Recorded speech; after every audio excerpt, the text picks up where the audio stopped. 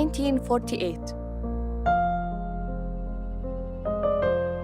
For Palestinians, that year is a Nakba, or the catastrophe.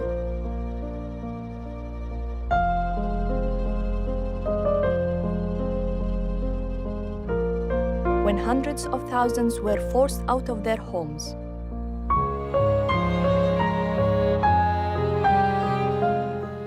For Israelis, that year marks the creation of the State of Israel.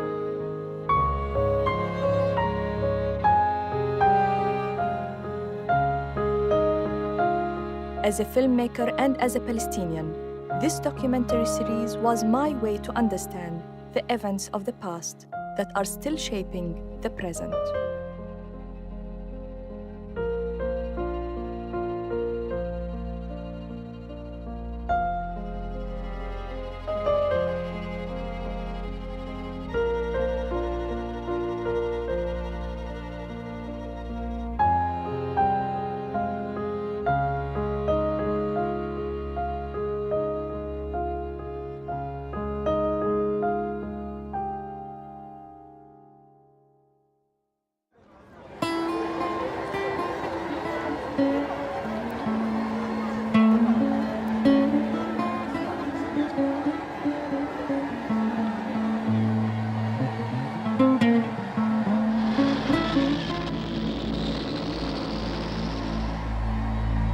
On April the 19th, 1936, the Palestinians launched a national strike to protest against mass Jewish immigration and what they saw as Britain's alliance with the Zionist movement.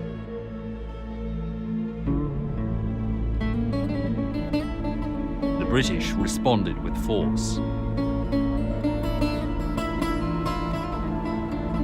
During the 6 months of the strike, over 190 Palestinians were killed and more than 800 wounded. Wary of popular revolt, Arab leaders advised the Palestinians to end the strike. والمؤسف إنه البيان لما طلع الأمير عبد الله موقع عليه وملك اليمن الإمام وناشدوا أهل فلسطين إنه فكوا الإضراب يا أخي والأمور بنحلها مع الحليفة والحليفة نواها طيبة وكذا. وإعطاء بريطانيا فرصة حتى تثبت حسن نواياها، حسن نوايا بين قوسين. ومن المؤسف أنه حتى الآن نتحدث عن قرارات الأمم المتحدة وعن مشاريع أمريكية وأوروبية ونقول فلنعطي الغرب فرصة لإثبات حسن نوايا، كأنه 70 سنة ليست كافية لإقناعنا بأنه ليس هناك حسن نوايا من الغرب. Palestinian leaders bowed to pressure from the Arab heads of state and agreed to meet the British Royal Commission of Inquiry, headed by Lord Peel. In its report of July 1937, the Peel Commission recommended the partition of Palestine. The report drew the frontiers of a Jewish state in 1/3 of Palestine and an Arab state in the remaining 2/3, to be merged with Transjordan. A corridor of land from Jerusalem to Jaffa would remain under British mandate. The Commission also recommended transferring, where necessary, Palestinians from the lands allocated to the new Jewish state. The Commission's proposals were widely published and provoked heated debate. يسر الصهيونيين من تقرير بيل كوميشن كل السرور، لأنه مضمون في التقرير فكرة ترانسفير، أي انتقال الشعوب من منطقة لأخرى خلال عقيدتهم أو قوميتهم.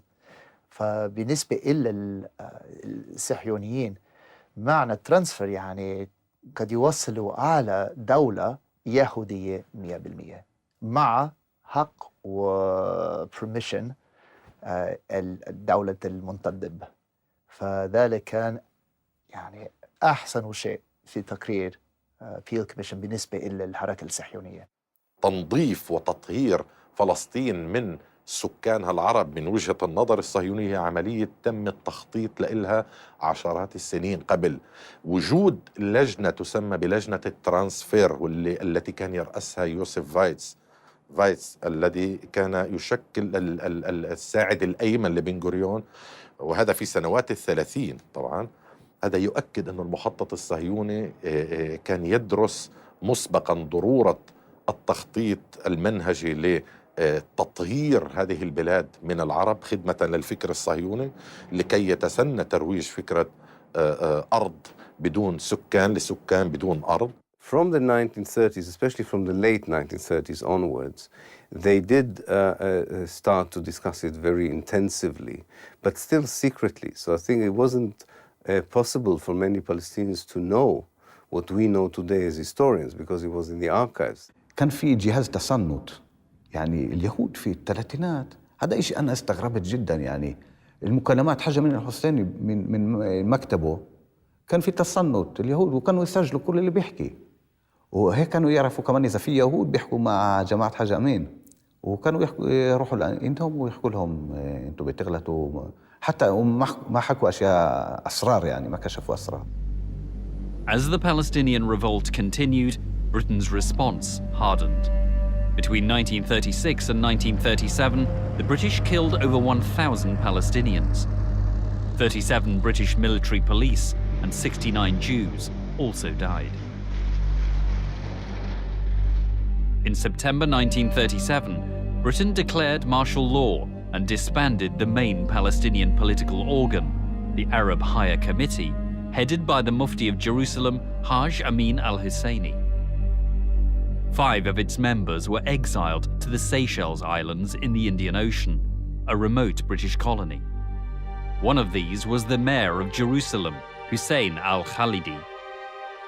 Outcast in the Seychelles, he wrote a diary condemning British policy and its support for Zionism.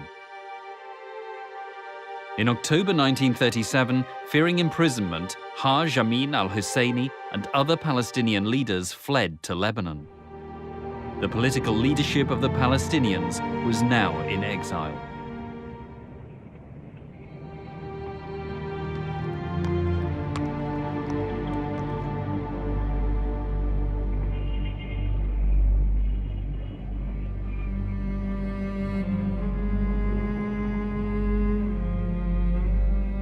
A school textbook from this period shows what Palestinian school children were learning.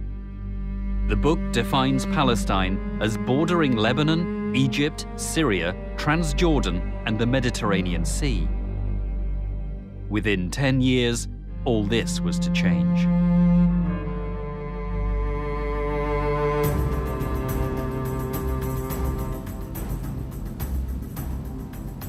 The revolt continued despite the absence of the Palestinian leadership.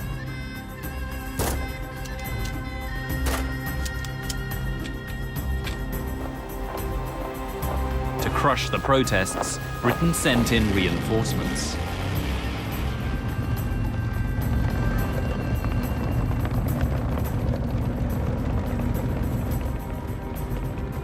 بريطانيا جندت من أجل أن تكسر هذه الثورة، يعني كانت جندت يعني أشهر جنرالاتها، الجنرال ويفل، الجنرال ديل، الجنرال ماكميلان، الجنرال ريش. 4 جنرالات واشتركوا في الحرب العالمية الأولى، يعني خبرات عسكرية كبيرة جدا.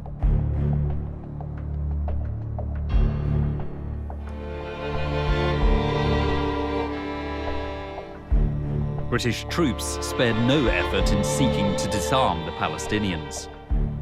This included widespread searches for weapons.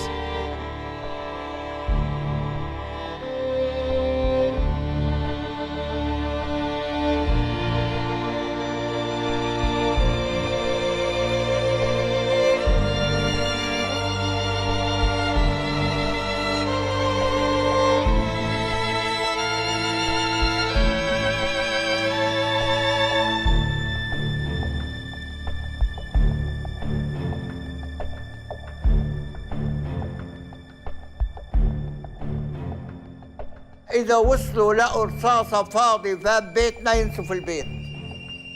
كانت بريطانيا تمنع أي واحد يحمل سلاح، حتى لو فشخ يحاكموا عليها، ممنوع. يعني في البلد في 4 برانتق فيش.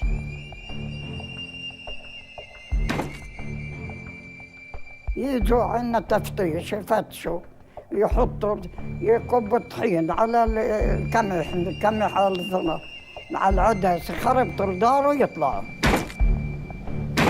يطلعونا احنا عند المدرسة، يصيروا يحكوا كلام عاطل الانجليز. يفتشوا البلد ويروحوا ونرجع على الدار.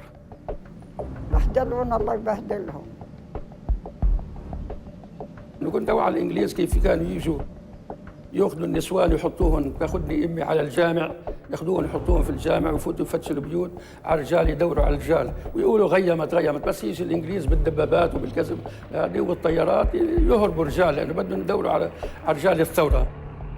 بدي احكي لك الحكايه. اجى العيد، لبسنا أواعينا وطلعنا من نروح على الجامعة نصلي، ما حسينا الطيارات إلا الجيش دخل. لما أخذونا قعدونا، فتحوا في كراجات محلات وقالوا كمون بهالسنقات وفلينا، عبونا في المحلات كلياتها، سكروا علينا. فيش لا شرب ولا شيء، صرنا مبول على حالنا. الرد فعل بالنسبة للسلطة البريطانية كان عنيف جدا. كونوا في آنذاك concentration camps في فلسطين، وأخذوا آلاف من المواطنين الفلسطينيين وحطوهم في هدول المخيمات للconcentration camps. وفي نفس الاعتقالات. نعم، اعتقالات.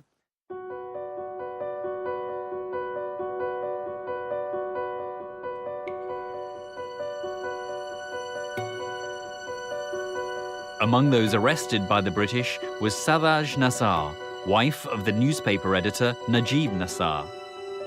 Arrested without charge, she spent 11 months in prison before being released.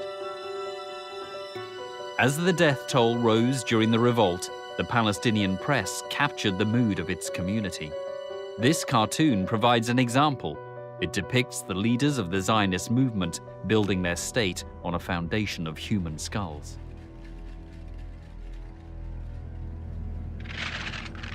While the British authorities disarmed the Palestinians, they armed and equipped special Jewish forces to ostensibly act as a protective militia for Jewish settlements.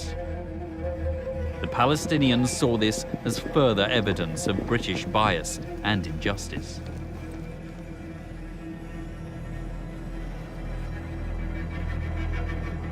In 1938, an underground Zionist paramilitary organization called Irgun began to increase the number of attacks against Arab targets. In July of that year, the group carried out a succession of bombings in civilian areas in Haifa and Jerusalem. 68 Palestinians were killed.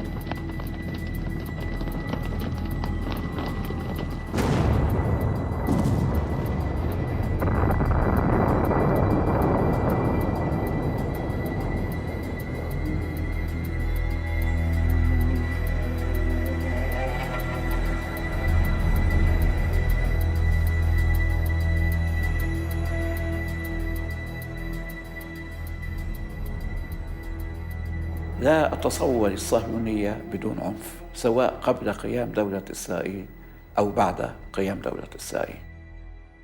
In some cases, British officers were actively engaged in training Jewish paramilitaries.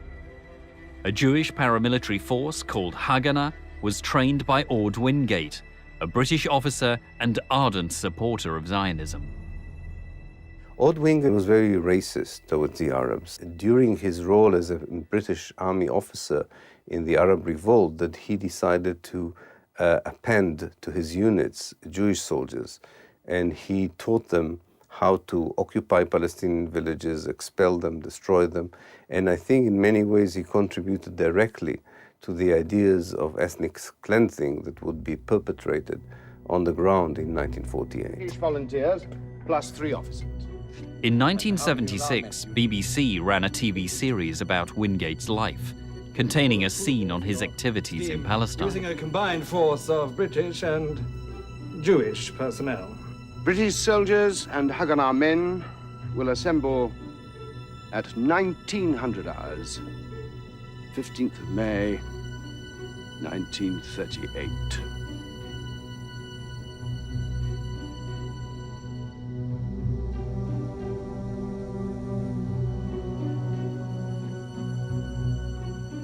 Moshe Dayan, later Israel's defense minister, looked up to Ord Wingate as a mentor. Wingate organized special night raids of armed Haganah and British volunteers against Palestinian villages suspected of harboring revolutionaries.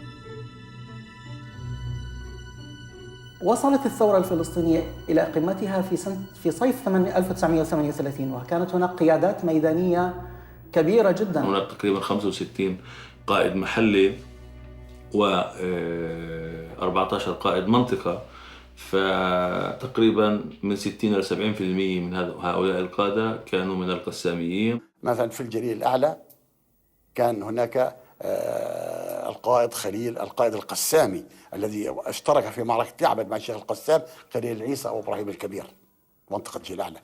عمل المنطقة الثانية كانت منطقة الجليل الأدنى أو الجليل الأسفل، وكان أيضا فيها بقود هذه المنطقة قائد قسامي. لذلك أنا قلت لك الثورة كانت ابتدت ثورة القسام، أبو إبراهيم الصغير اللي هو توفيق لإبراهيم. The Palestinian resistance leader in the Jenin area was Farhan al-Saadi. The Nablus region was commanded by Mohammed Salah al-Hamad, who was killed in May 1938.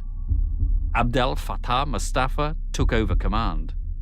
In Jerusalem, the Palestinian commander was Abdel Qadr al-Husseini. In Jaffa, Hassan Salama. By 1938, the Palestinians were beginning to form into more coordinated groups in their uprising against British occupation and Jewish immigration. The commander-in-chief of the revolutionaries was Abdul Rahim al-Haj Mohammed. لاحق الإنجليز الوالد ووضعوا جوائز لمن يلقي القبض عليه أو يأتي به، والحمد لله تمكن من التخفي والهرب، وبدأوا يشكلوا فصائل فلسطينية للجهاد، واستمرت هذه الفصائل تعتمد على نفسها وتعتمد على القرى. وأذكر عندما جاء الإنجليز جاءوا ونسفوا بيتنا، كنا نيام، فأيقظونا وأخرجونا من البيت ونسفوا البيت على ما فيه. الوالد بعث رسالة إلى الحج أمين في تاريخ 18/3/1939 ويشير إلى الحج أمين بأنه بعض الثوار جاءوا إلى دمشق ويصرف عليهم على الملابس وعلى أشياء لا تهم الثورة كثيرا، ويجب أن توجه فلوس الثورة إلى الرصاص والبنادق. In the last line of his letter, Abdul Rahim al-Haj Mohammed warned that if the Palestinian political leadership did not toughen its stance, then the revolution would be defeated. A few days later, Abdul Rahim was killed in an ambush set up by the British in the village of Sanur. Abdul Rahim left behind him 4 sons. قضية حصار القائد عبد الرحيم الحج محمد وسقوطه في صانور في آذار 1939، هذا الملف ما زال مغلقا في الأرشيفات البريطانية وفي الأرشيفات الإسرائيلية. والجهد بالنفس أقصى غاية الجهد، الشباب المجاهدين اللي ناضلوا واستشهدوا هذولا قمة الأمة، هم خير العناصر في الأمة على الإطلاق، لا أحد يدنو إلى أقدامهم، لكن لم يجدوا القيادات التي ترعاهم. تنظيم والتخطيط فقدناه من الأصل. القيادات كانت دون مستوى وعي المرحلة الحقيقية. Between 1938 and 1939, the British held dozens of military tribunals. 112 Palestinians were executed. Among them, Farhan al-Saadi, the 80-year-old revolutionary from Jenin, executed during the Muslim holy month of Ramadan.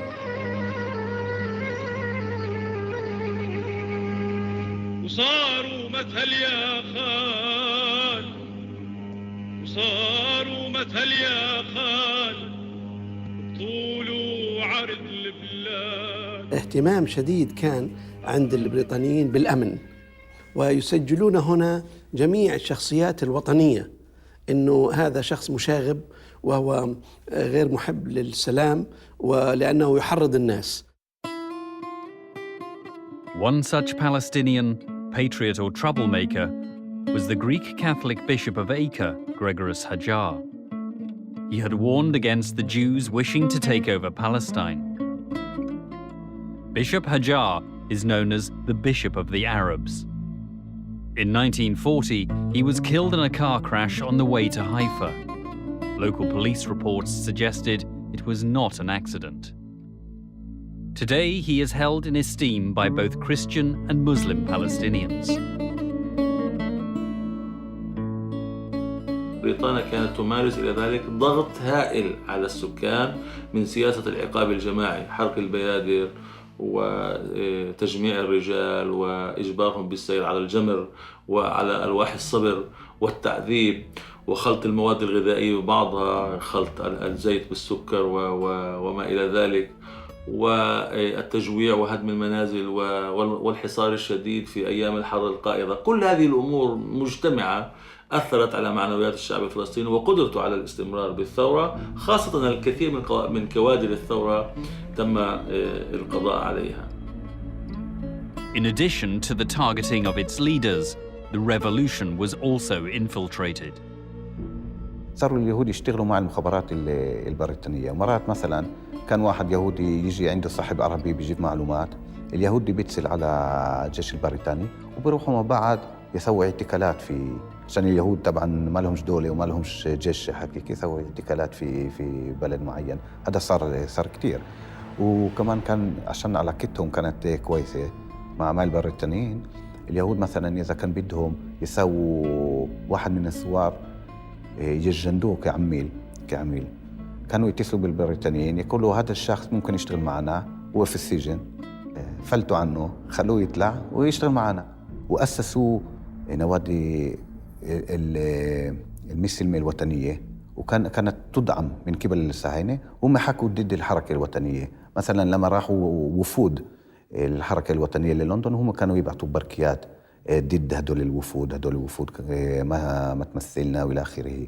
يعني الصهيونية كانت تأسس نوادي اسمها إسلامية وطنية، مش بس إسلامية وطنية، وتدعمها بالمال سرا يعني بصير. وكانوا يقعدوا مع بعض اليهود وهدول الجماعة من هدول النوادي وبكتبوا بركيات للمندوب السامي وللوزير الخارجية البريطاني.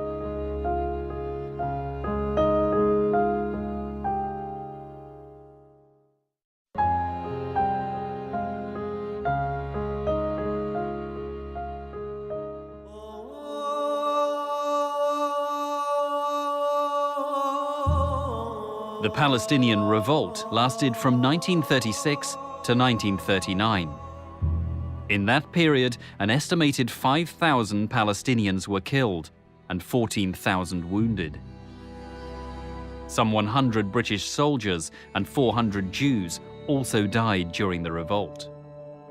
واحد من كل 10 شاب فلسطيني من هذا الأمر اللي يعمل الحرب، يعني بين ال 18 وبين ال 40، أم في السجن، أم مقتول، أم مجروح، أم مطرود من البلد. ففعلا كل الجيل الذي قد يكون جيش لمقاومة الحركة اليهودية في الأربعينات كان مفقود. اللي كان نشيط بالثورة أو انقتل أو هرب أو انعدم، يعني وما كان في أي مؤسسات تقريبا يعني بالمجتمع الفلسطيني، لا مؤسسات ولا نشيطين ولا شيء. يعني كان المجتمع بوضع كتير متدهور يعني. The Palestinian society was leaderless in many ways, both militarily and politically. And although there was a Palestinian leadership in exile, it had very loose connection to the events inside Palestine. So I think it is fair to say that from 1939 onwards, there isn't a real Palestinian leadership on the ground. And this is one of the reasons that contributed to what happened in 1948. The battle for Palestine was lost by the Palestinians not in 1948, but in the late 1930s because Britain completely smashed to the ground the Arab revolt and the Arab irregular forces. In 1939, Britain held a conference at St James's Palace in London to discuss the partition of Palestine. The Arab and Jewish delegations refused to sit at the same table. تلاقي الوفد الفلسطيني محضون بالوفد الأردني والمصري واليمني والعراقي. بنفس الوقت بتلاقي بنفس القاعة وبنفس الجلسة بتلاقي الوفد الصهيوني اليهودي بن غوريون ووايزمان وشاريت ومحضون بملوك اليهود الأغنياء في العالم. يعني عدنا لنتفاوض مع الحاكم الشريك مع العدو الحقيقي لما تبقى لك من حقوق. After 5 weeks of talks, the conference failed in delivering the goal of bringing peace to Palestine. Later that year, the world was again at war. Soon, after the outbreak of World War II, Jews in Palestine were permitted to enlist in the British Army. Fighters from the Haganah paramilitary group were trained by the British. They would later form the core of the Israeli army.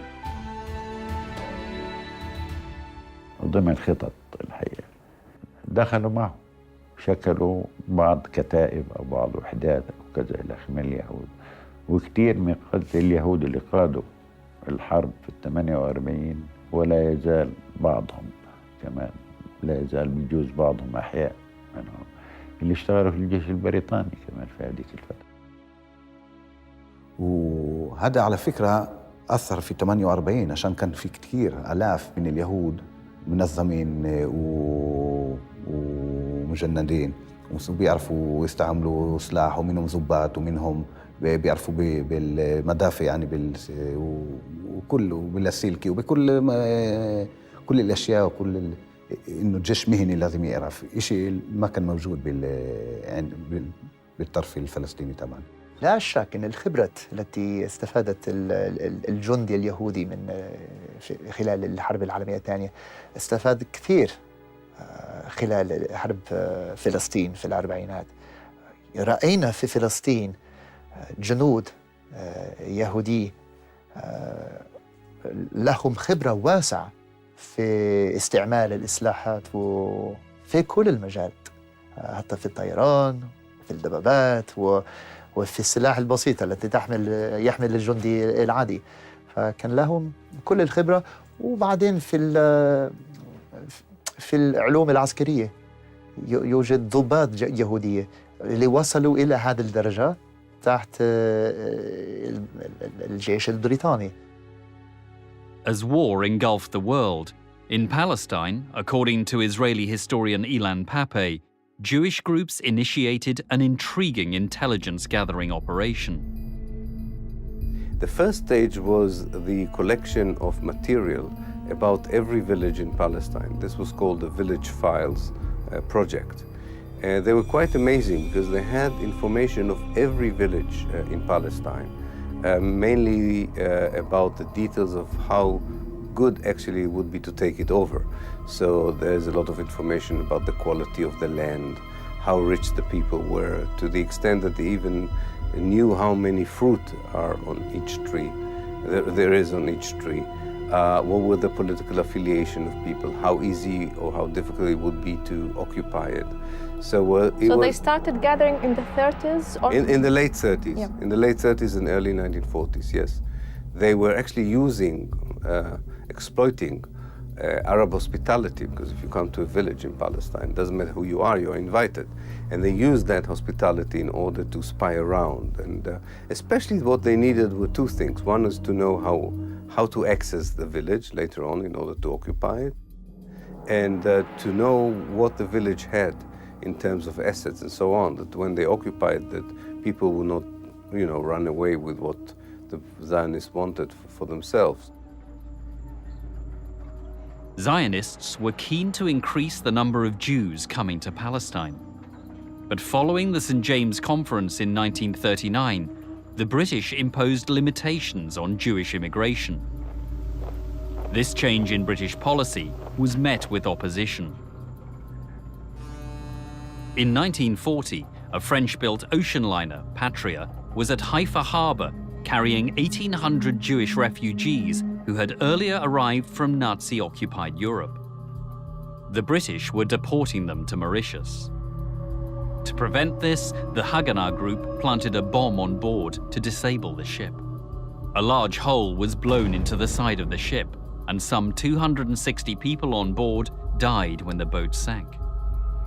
Details of this operation were disclosed 17 years later by the Haganah member who had planted the bomb. The British were struggling to contain the situation in Palestine. Meanwhile, in New York in May 1942, an important meeting took place at the Biltmore Hotel. Some 600 prominent American delegates and Zionist leaders attended. The meeting was prompted by the realization that America, not Britain, would henceforth play a part in the fulfillment of Zionist designs. Attendees included David Ben-Gurion, the head of the Jewish Agency, and Chaim Weizmann, president of the Zionist organization. في ذلك المؤتمر المنظمة الصهيونية اتخذت قراراً بنقل الثقل من بريطانيا إلى أمريكا. طبعاً كان ممهد لذلك علاقات قوية بين الصهيونيين في أمريكا وبين الحزبين الديمقراطي والجمهوري، وحتى الآن العلاقة قوية. لكن تطورت العلاقة. خروج أمريكا من الحرب العالمية الثانية سيدة العالم الغربي، ونزول بريطانيا إلى إمبراطورية سابقة حيث كانت الشمس لا تغيب عنها وأصبحت تغيب عنها تماما، وبالأساس تغيب عن لندن الشمس. ذلك شجع اليهود على أن يعتمدوا على أمريكا من خلال استمالة الزعامات والقيادات الأمريكية من الحزبين عن طريق رأس المال والدعاية الصهيونية في أمريكا. The Biltmore Declaration outlined support for what it called the establishment of a Jewish Commonwealth in all of Palestine. It condemned Britain's limits on Jewish immigration. Other Americans raised concerns about the Zionist program. In 1943, General Patrick Hurley, a former Secretary of War, submitted a report to President Roosevelt following a visit to Palestine and a meeting with Ben-Gurion in Jerusalem. In the report, Hurley was highly skeptical of the Zionist agenda.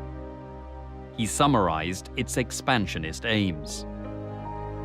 The Zionist organization in Palestine has indicated its commitment to an enlarged program for 1.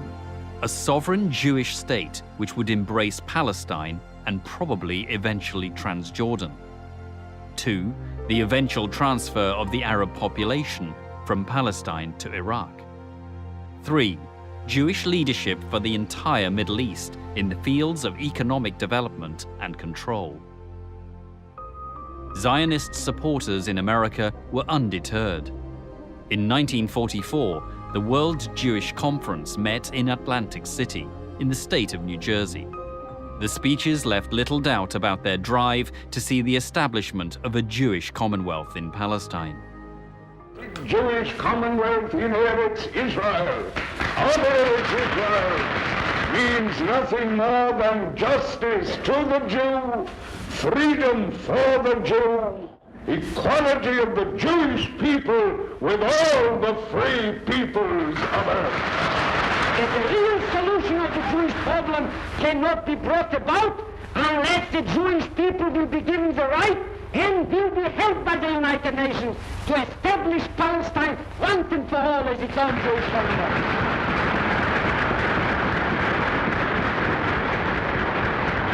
This conference appeals to the United Nations to ensure that the general scheme of post-war reconstruction shall include the establishment of Palestine as a free and democratic Jewish commonwealth. In 1945, following the end of World War II, US President Harry Truman appeared to encourage the Zionist agenda by recommending the 100,000 displaced Jews in Europe be allowed to emigrate to Palestine. Always hoping that we'll finally arrive at the peace in the world which we anticipated when we created the United Nations. That's the only reason. Back in Palestine, Britain was maintaining its new policy of limiting Jewish immigration. As a result, the different Jewish paramilitaries decided to begin coordinating attacks against the British military. The main Jewish force, the Haganah, agreed to work with the Irgun and Stern Gang. The Jewish resistance movement was formed. David Ben-Gurion persuaded members of the Jewish community in America to fund the purchase of arms manufacturing machinery so that the Haganah could produce its own weapons. والله إنهم بالجبال منشورين وبتدربوا نضحك عليهم كل شو حركة بدينهم شو بيسووا هذول ليش هذول بيعملوا هيك يدبوا حالهم على الشوج والله على الشوج يدبوا حالهم ويتدربوا نضحك عليهم. Meanwhile, Palestinian politician Musa al-Alami went on a tour of the Arab world. In Arab capitals, he discovered complacency towards the situation in Palestine. The general view being that the Arabs vastly outnumbered the Jews and could control the Jewish minority. For their part, the British realized how volatile the situation had become in Palestine. They began to evacuate British families. Discussions went on between the Zionist movement and the British authorities. Documents reveal that Chaim Weizmann held secret conversations in March and July of 1946 with the British High Commissioner Alan Cunningham. In these talks, they discussed the partition of Palestine and how the parts of a viable Israeli state should be linked up, giving it control of both the Negev desert and the waters of Galilee. On the ground in Palestine, the British Army continued to confiscate arms from both sides. In the first half of 1946, over 300 Palestinians were arrested for the possession of weapons. At this time, the Grand Mufti of Jerusalem, Amin al-Husseini, was in France. He had spent the war years in Italy and Germany, hoping the Axis countries would win World War II and that their victory would herald independence for Palestine. Der Großmufti von Jerusalem besichtigt musulmanische Truppen der deutschen Wehrmacht. يعني حاج أمين كان يخاف إنه إذا بتصير في هون مؤسسات ويكون في هون قيادي جديد يمكن يعني ما يكون عنده تأثير زي ما كان وما يكون على منصب القيادي. مفتي القدس الحقيقة الحاج أمين يعني نحن بنحسن النية فيه، لكن كان في قناعتي أنا الشخصية دون مستوى القيادة. لكن تنسيش البيئة العامة في البلد. الرجل كان مفتي فلسطين العام ورئيس المجلس الإسلامي الشغلات، مش أنا اللي عينته، اللي عينه الإنجليزي يعني كمان. In May 1946, the Mufti went to Egypt to participate in a summit meeting of Arab leaders. The newly formed Arab League's first item of agenda was to coordinate a response to the situation in Palestine. A follow-up meeting of Arab foreign ministers was held in Bludan, Syria. Present as an observer was the Director of British Military Intelligence in the Middle East, Brigadier Iltid Clayton. Meanwhile, back in Palestine, the British Army was now the target of an increasing number of attacks from Jewish paramilitary groups. Against British restrictions, extremists wreck a train on the outskirts of Jerusalem. Armed crewmen inspect the hole where the explosion which caused the wreck occurred, and guards patrol the area. The continued unrest... Violence and death ride the ancient streets of Jerusalem. And here the climax, blasting of police headquarters. 3 men lost their lives in this attack. A roving band shot up the station first, then launched high explosives. Soldiers combed the debris for other dead as turmoil seethes in the cradle of brotherly love. New High Commissioner Cunningham investigates. Tommies patrol the streets and quiet descends. Is it the calm before another storm? The King David Hotel in Jerusalem, site of the largest and most audacious attack on the British Mandate forces. The building was used by the British as their administrative and military headquarters. On July the 22nd, 1946, a huge explosion demolished the entire southwest side of the hotel. 91 people were killed.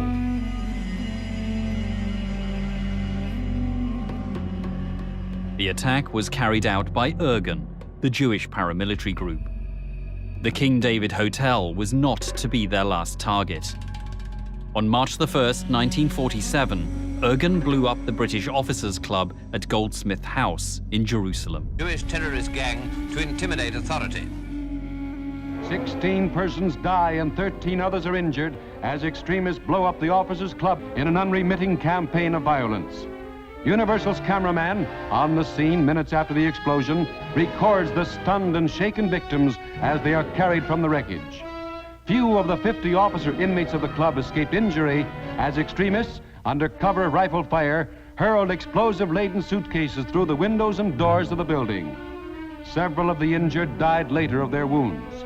The club is a shambles, a reprisal for the deportation of Jews from Haifa. In July 1947, Irgun kidnapped 2 British sergeants, Clifford Martin and Mervyn Pace. They were abducted as retaliation for the arrest and scheduled execution of 3 Irgun members. The British authorities carried out the executions of the 3 Jewish militants. The following day, the 2 British soldiers were found hanging in a field near Netanya. Follow the hanging of 2 British sergeants by extremists. Palestine becomes an armed camp. Sad hanging of the 2 British Army sergeants probably accelerated the speedy exodus from Palestine of the British Mandate. The graves of the British soldiers can still be found in a British military cemetery in Ramle, south of Tel Aviv.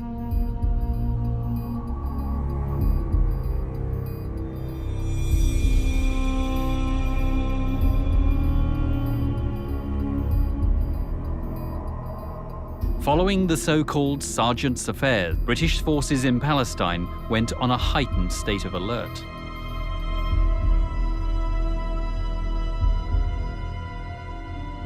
The leader of Irgun was Menachem Begin. The group's symbol contained the map of a Jewish state that encompassed the whole of Palestine as well as Transjordan. 25 high-ranking officials of the Irgun-Tzvai Leumi and Stern gang were arrested. British authorities arrested Begin after distributing his photo with the slogan, "Wanted for murder."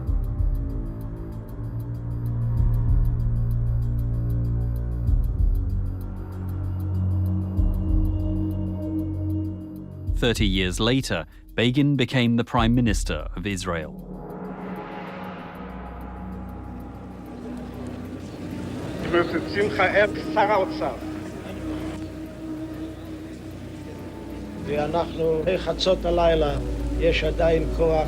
Signed by President Sadat and Prime Minister Begin, and it will be In 1978, Begin was awarded the Nobel Peace Prize along with Egypt's President Anwar al-Sadat.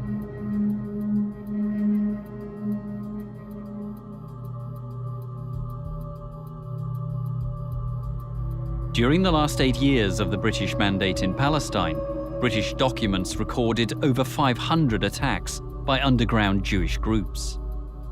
These included parcel bombs sent to British officials.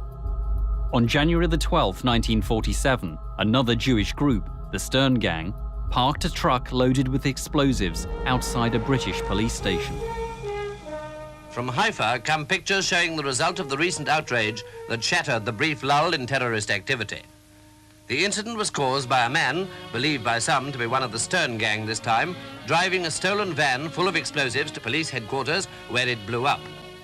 2 British and 2 Arab policemen were killed and others are reported missing. More than 60 police, soldiers and civilians were injured.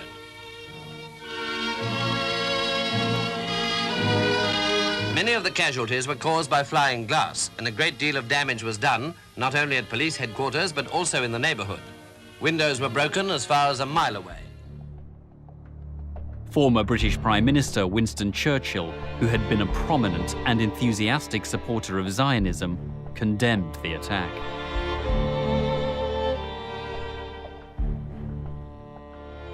With attacks on British troops escalating, the British felt increasingly beleaguered in Palestine.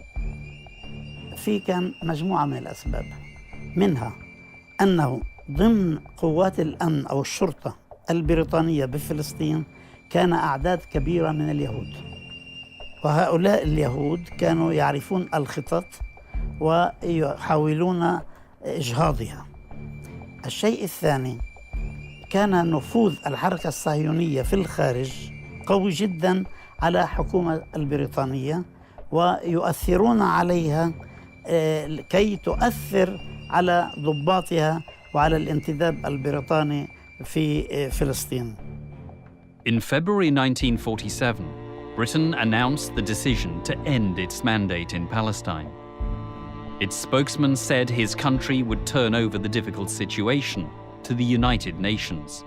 British public opinion will permit no more expenditure of life and treasure. It will acquiesce no longer in the use of British forces and the squandering of British lives to impose a policy in Palestine which one or other of the parties is determined to resist. It has brought down on our heads the execration of the Jews and the bitter resentment of the Arabs. It has made us the butt of malicious criticism throughout the world. We have played our part. Britain was now washing its hands of Palestine, setting in motion events that would lead towards the momentous year of 1948.